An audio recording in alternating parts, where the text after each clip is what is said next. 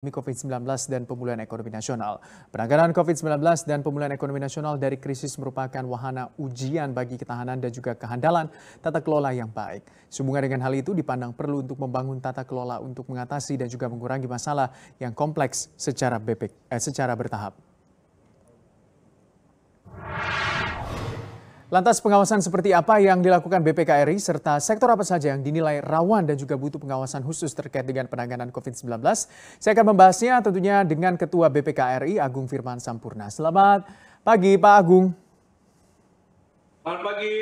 Ya Pak Agung, kalau kita lihat bahwa tentunya dengan anggaran yang begitu jumbo atau besar ya bisa dikatakan 695,2 triliun rupiah untuk penanganan pemulihan ekonomi nasional begitu di pandemi COVID-19. Akan ada begitu juga untuk audit terhadap anggaran tersebut dalam penanganan COVID-19. Sejauh ini apakah memang sudah dilakukan audit atau seperti apa Pak? Oh ya, pertama penting kami jelaskan bahwa tahapan pemeriksaan itu kan ada 3 macam ya. Yang pertama adalah perencanaan, kemudian pelaksanaan dan pelaporan. Untuk tahap perencanaan dilakukan pengumpulan data dan informasi, kemudian dilakukan identifikasi dan penilaian risiko, dan kemudian yang ketiga dibuat kajian dan ujungnya itu adalah program pemeriksaan. Dan ini sudah kita selesaikan. Untuk pengumpulan data dan informasi sudah kita lakukan kurang lebih sekitar 3 bulan, termasuk identifikasi dan penilaian risiko. Nah, kemarin kita bersama-sama dengan Presiden dilakukan kick-off pelaksanaannya yang akan kita lanjutkan dengan entry meeting. Jadi nanti akan kita lakukan taklimat awalnya, rencananya akan dilaksanakan pada 14 September ini, pada 14 September 2020 ini di Badan Pemeriksa Keuangan. 14 September 2020, tahapan seperti apa Pak yang akan dilakukan? Mungkin teknisnya seperti apa Pak? Ya, jadi kan tadi saya katakan tadi perencanaan sudah kita laksanakan ya. Dalam perencanaan pengumpulan data informasi dan penilaian resikonya sudah dilaksanakan, maka tahap pelaksanaan itu harus dimulai dengan taklimat awal.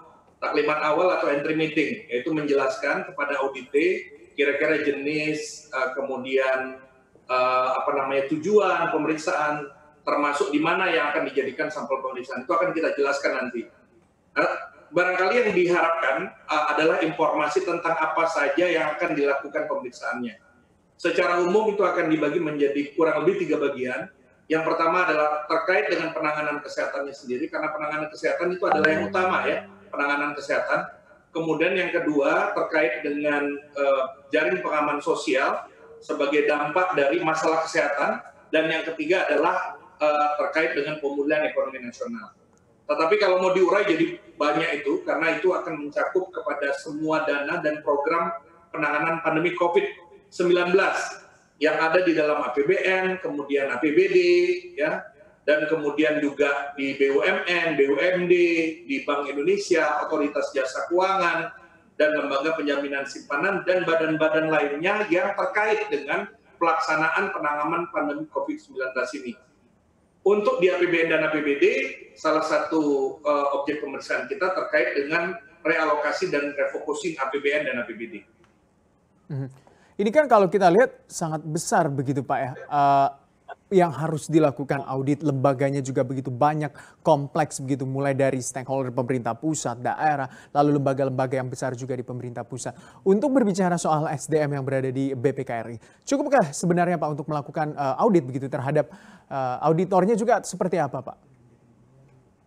Ya, pertama ini adalah satu audit yang memang besar ya. Jadi selain laporan audit terhadap laporan kementerian lembaga dan laporan keuangan pemerintah pusat, inilah pertama kali BPK melakukan audit yang begitu besar ya.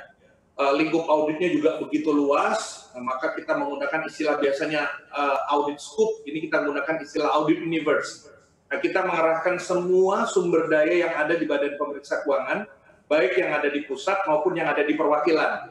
Nah, apabila nanti sumber daya itu kurang, kita dapat menggunakan wewenang yang dimiliki oleh BPK. Karena BPK dapat menggunakan pihak di luar BPK untuk membantu BPK dalam melaksanakan tugasnya bertindak untuk dan atas nama BPK.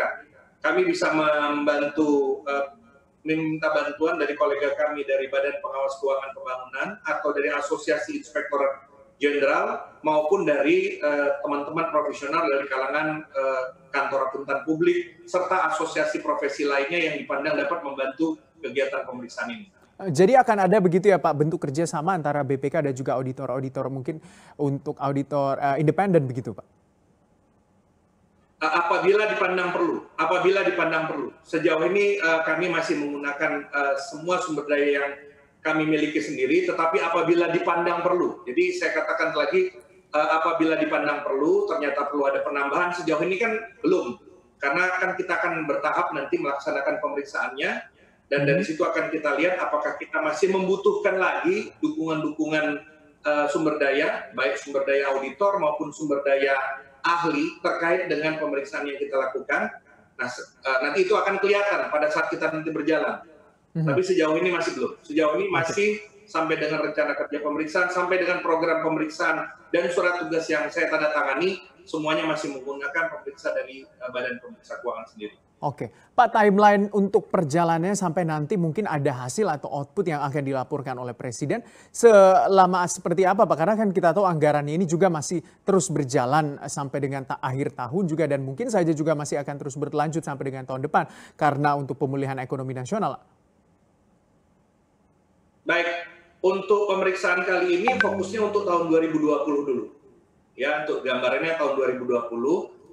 Nanti akan kita laksanakan. Tahapan detailnya ada di dalam pelaksanaan di tiap Auditorat Keuangan Negara dengan koordinator dari pimpinan Auditorat Keuangan Negara 3. Rencananya akan dilaksanakan terus sampai dengan akhir tahun. Mungkin di bulan-bulan pertama dan bulan-bulan kedua sudah ada proses pelaporan.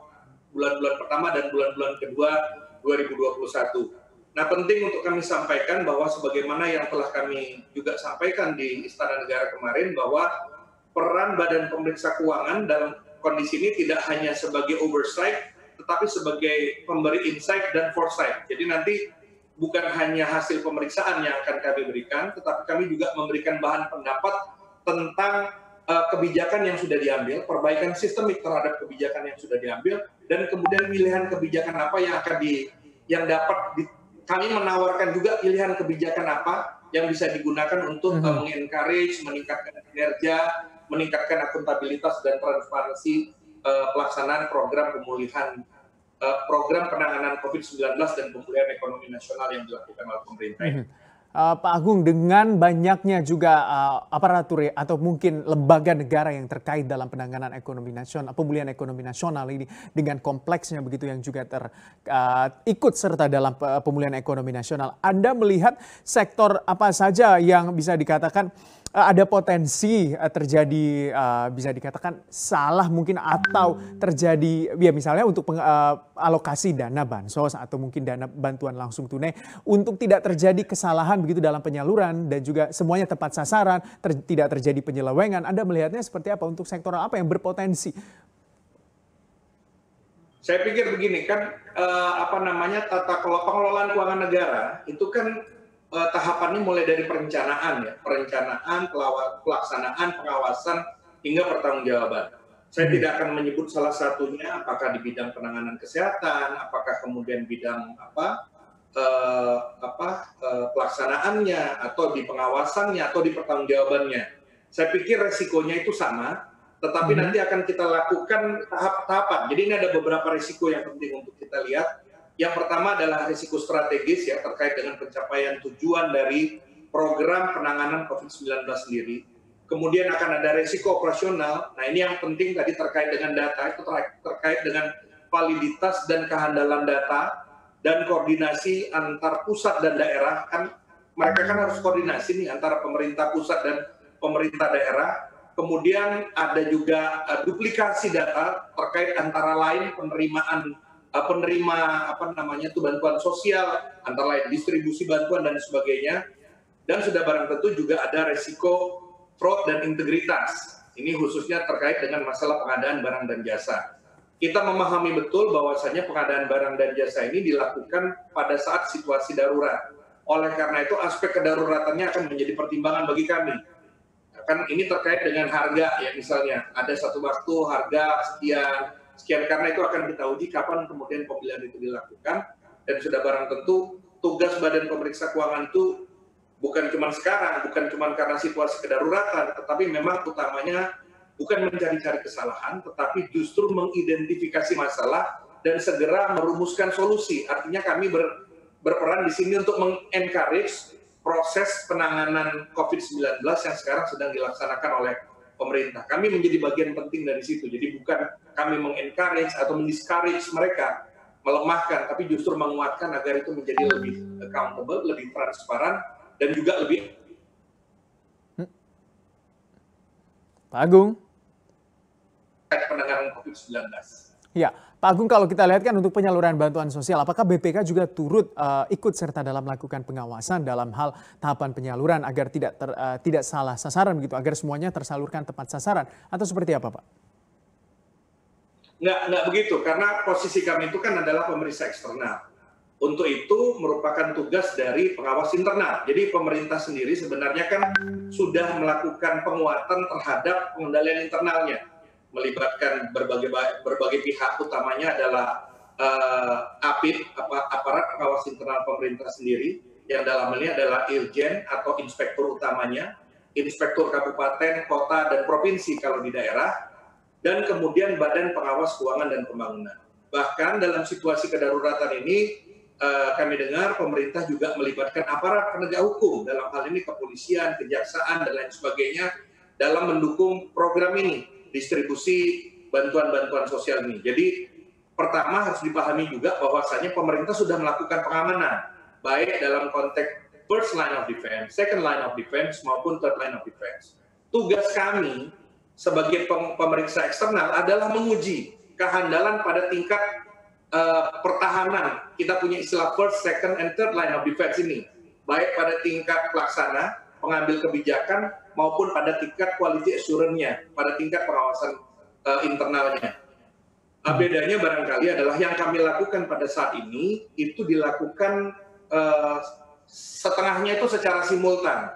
Jadi kalau ada masalah, dia tidak di ujung, tetapi kemudian diberikan informasinya langsung kepada Presiden sebagai kepala negara untuk segera melakukan langkah-langkah yang diharapkan agar segera memberikan solusi apabila ditemukan diidentifikasi ada masalah. Demikian itu yang dilakukan oleh kita dalam situasi kedaruratan ini. Ya, Pak Agung, kita tahu bahwa Pilkada serentak 2020 akan semakin dekat, otomatis juga ada anggaran begitu juga yang akan digunakan dalam proses untuk tahapan Pilkada tersebut. Seperti apa BPK juga turut serta mengawasi jalannya untuk anggaran yang tentunya dikelola oleh baik KPU pusat, provinsi, daerah, dan stakeholder terkait, Pak? Itu hal yang berbeda ya. Saya kan sebenarnya adalah mantan pimpinan Auditorat Keuangan Negara 1 yang dari tahun 2015 melakukan pemeriksaan terhadap penyelenggaraan Pilkada serentak. Jadi kita pernah melakukan pemeriksaan itu mulai dari tahap persiapannya, bahkan tahap persiapannya pernah kita lakukan pemeriksaan, tahap auditnya ya pada saat itu, kemudian pelaksanaannya dan lain-lain sebagainya. Kami juga dalam proses merampungkan laporan hasil pemeriksaan terhadap penyelenggaraan pemilu 2019 langsung. Nah, ini merupakan bagian yang berbeda. BPK sebagaimana diatur oleh ketentuan undang-undang melakukan pemeriksaan, tetapi pemeriksaannya dibedakan dari pemeriksaan yang kita lakukan saat ini. Itu khusus. Pemeriksaannya itu bersifat sektoral, dilakukan oleh Auditorat Keuangan Negara 1. Oke, baik. Terima kasih untuk waktunya di pagi hari ini Bapak Agung Firman Sampurna selaku Ketua Badan Pemeriksa Keuangan Republik Indonesia. Sehat dan sukses selalu untuk Anda.